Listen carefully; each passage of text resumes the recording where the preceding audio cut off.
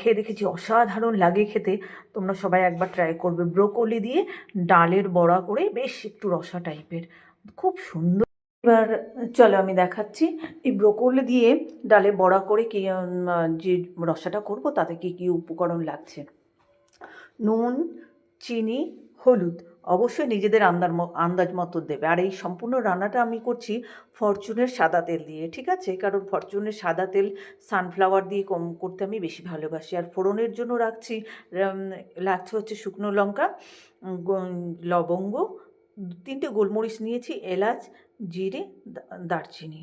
আর এখানে লাগছে লঙ্কা গুঁড়ো, জিরে পাউডার, ধনে পাউডার আর হলুদ। আর এই যে গরম মশলাটা এবার আজকে আমি বেটে দেবো। এই কটা উপকরণ দিয়ে চলো রান্নাটা দেখাই কিভাবে করতে হয়। আগের রাতের ডালটা ভিজিয়ে রেখেছিলাম, তাই এটা এখন বেটে বড়া ভেজে নেব। বড়াটা করতে আমি ডালের মধ্যে 4টে লঙ্কা দিয়ে দিচ্ছি আর একটু নুন। বড়াটা ভাজার জন্য একটু তেল দিয়ে দিচ্ছি। তেলটা গরম হয়ে গেছে, তাই আমি একটু একটু করে এখন একটু বড় সাইজের করে বড়াগুলো ছেড়ে দিচ্ছি। বড়াটা ভাজা আমার হয়ে গেছে। এই সমস্ত বড়াগুলো দেখো ভেজে নিয়েছি, অতটা স্টাইল করিনি আজকে, যেমন পেরেছি তেমন। সমস্ত মশলাগুলো এই যে বাটিতে জলে গুলে নেব।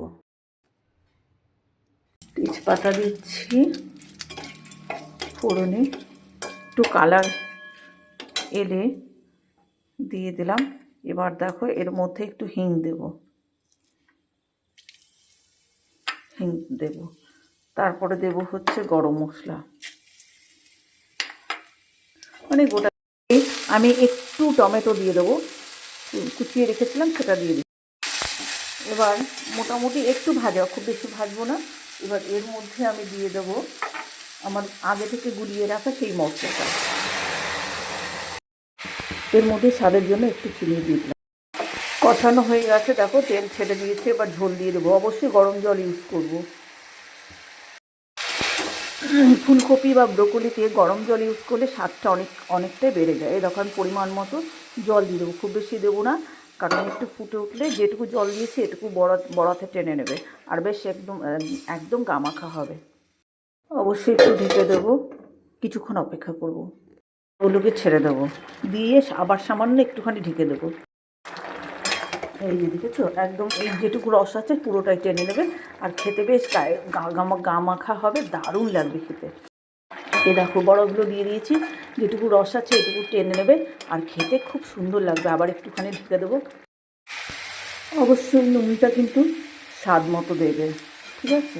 আমি ওগুলো কতটা সফট হয়েছে দেখো, মনে হচ্ছে একটু করলে এই যে ভেঙে যাচ্ছে। অসাধারণ হয়েছে।